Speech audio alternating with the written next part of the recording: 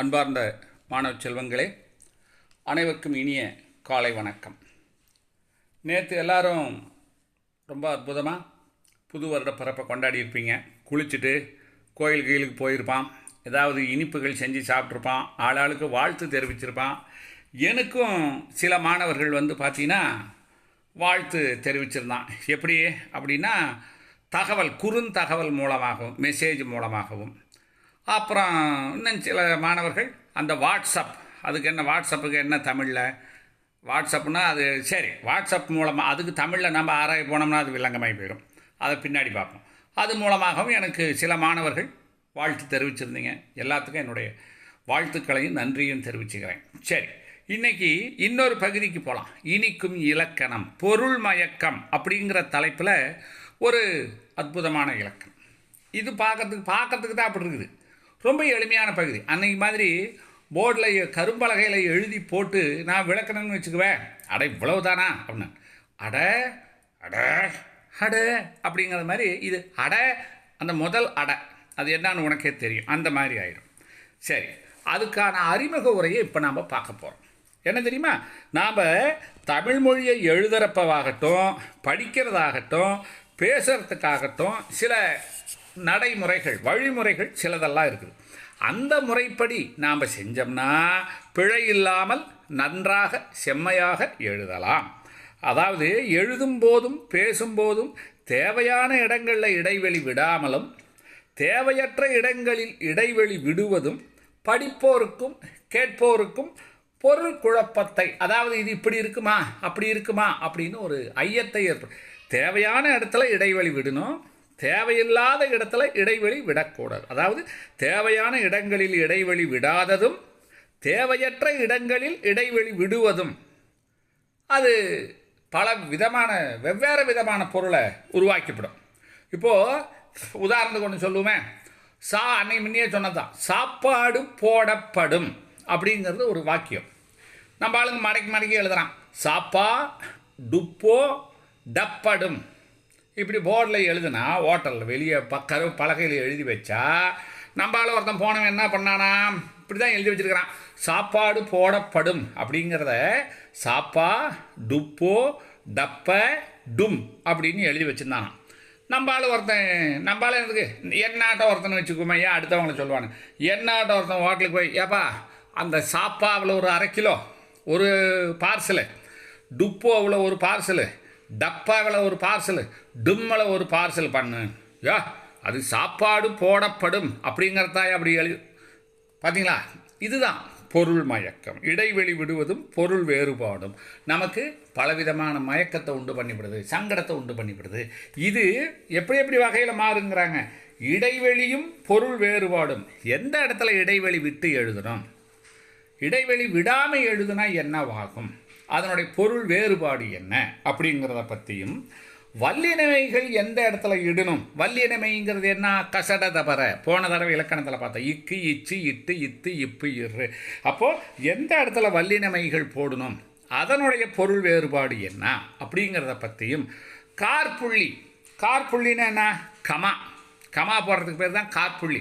எந்த இடத்துல கமா போடணும், எந்த இடத்துல கமா போடக்கூடாது அப்படிங்கிறத பற்றியும். இப்போது அவள் அக்கா வீட்டிற்கு சென்றாள் வாக்கியம். அவள் அந்த பக்கத்தில் கார்புள்ளி போட்டோம்னா அவ அக்கா வீட்டுக்கு போனா அப்படின்னு அர்த்தம் போயிடும். ஆனால் அவள் அக்காள்கிட்ட கமா போட்டான்னு வச்சுக்குவே, வீட்டிற்கு சென்றாள். அவங்க அக்கா இன்னொரு வீட்டுக்கு, தன்னுடைய வீட்டுக்கு போனா. அவள் அக்காள் வீட்டிற்கு சென்றாள். பார்த்தியா, பொருளே மாறி போகுது. அவள் அக்கா வீட்டுக்கு சென்றார், அவ தன்னுடைய அக்கா வீட்டுக்கு போனா அப்படிங்கிறத அர்த்தம்.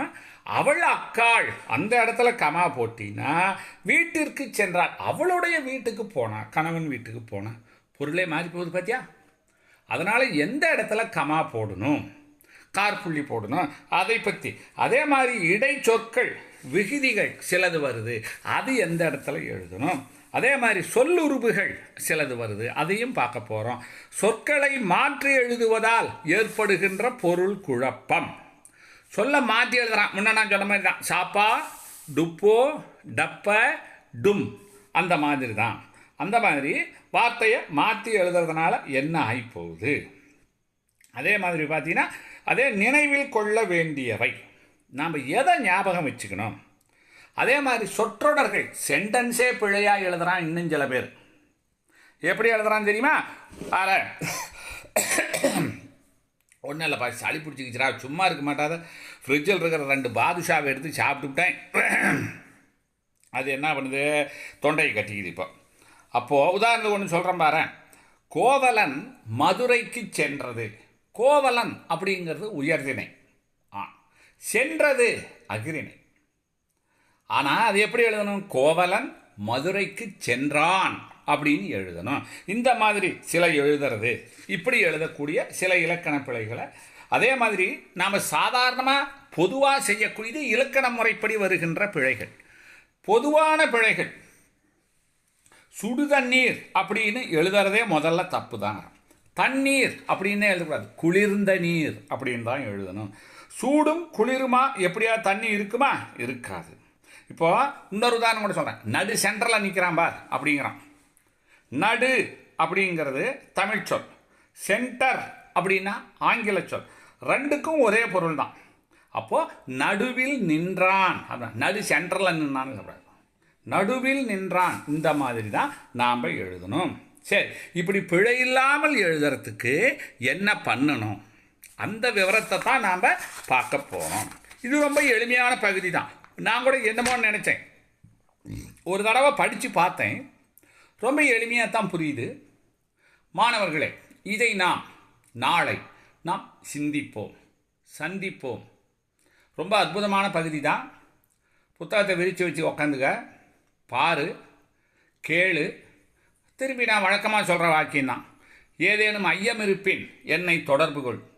எனக்கு சந்தேகமே இல்லைங்கயா, நீங்கள் வேறு எனக்கு எந்த சந்தேகம் வருது? நாம்பெல்லாம் தான் அப்படியே சும்மா என்னத்தை சொல்கிறீங்க, நாம் எல்லாமே கப்பூர புத்திக்காரருங்க தான். ஒருத்தர் கூட கரித்துண்டும் கிடையாது, வாழை மட்டையும் கிடையாது, எல்லாமே கப்பூரம் தான். அதாவது புத்தியில் 3 வகை இருக்குதுங்கிறான். கற்பூரம், கரித்துண்டு, வாழை மட்டை அப்படிமா. எப்படின்னா கப்பூரம் இருக்குது இல்லையா, சூடம் அப்படிமாங்க, அதை நெருப்புக்கிட்ட கொண்டுக்கிட்டு போனாலே போதும், குப்புன்னு பிடிச்சிக்கும்.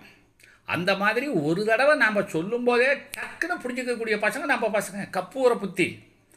இப்போ எண்ணெயெல்லாம் எடுத்துக்குவேன், இப்போ நானுன்னு எடுத்துக்குவேன், கோவிந்தராஜன் ஏன் மற்றவங்க சொல்லணும், நம்மளே உதாரணம், நாங்கள்லாம் கரித்துண்டு தான்.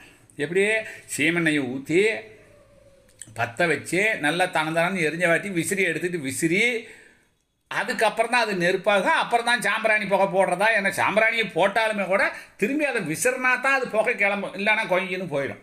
நாமெல்லாம் அப்படி தான், நாங்கள்லாம். இன்னும் சிலது இருக்குது, வாழை மட்டை. வாழை மட்டையில் நாம் என்ன தான் சீமெண்ணெய் ஊற்றி பற்ற வச்சாலுமே அந்த சீமெண்ணெய் இருக்கிற வரைக்கும் தான் எரியும். அதுக்கப்புறம் அந்த வாழை மட்டை அப்படியே தான் இருக்கும், கருவி போயிடும். அந்த மாதிரி நாம் எல்லோரும் கற்பூர புத்திக்காரர் பசங்க. நம்ம ஸ்கூல் பசங்க பற்றி என்ன நினைக்கிறீங்க நீங்கள்? ஏப்பா எல்லாருமே கற்பூரம். அதனால் இதில் கரித்துண்டும் கிடையாது, வாழை மட்டை. கரித்துண்டுன்னு நினச்சிக்கிட்டா அது கோவிந்தராஜ் தான். கோவிந்தராஜ் நிறமும் அப்படி தான், அவன் மண்டையில் இருக்கிறது தான் அப்படி தான். அதனால் நாம் எல்லாருமே கற்பூர புத்திக்காரர்கள். அதனால் ஒரு தடவை சொன்னால் போதும், டக்குன்னு பிடிச்சிக்குவான். அதனால தான் மாணவ செல்வங்களே, நாம் மீண்டும் நாளை இந்த பகுதியில் பொருள் மயக்கத்தில் நாம் இணைவோம். ஜாக்கிரதையாரு, ரொம்ப குளிர்தே, சொட்டர் போட்டுக்க, மாஸ்க் போட்டுக்க, ஜாக்கிரதையாரு. மீண்டும் நாளை சந்திப்போம் மாணவ செல்வங்களே. நன்றி, வணக்கம்.